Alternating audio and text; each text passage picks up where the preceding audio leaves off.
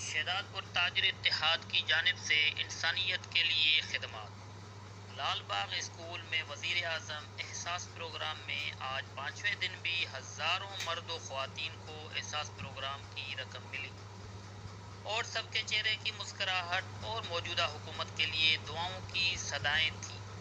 ان دعاؤں میں شامل شہداد پور تاجر اتحاد کی پوری ٹیم نے مسلسل روزانہ کی طرح آج بھی منرل واٹر کے ٹھنڈے پانی کی سبیل کا اہتمام کیا۔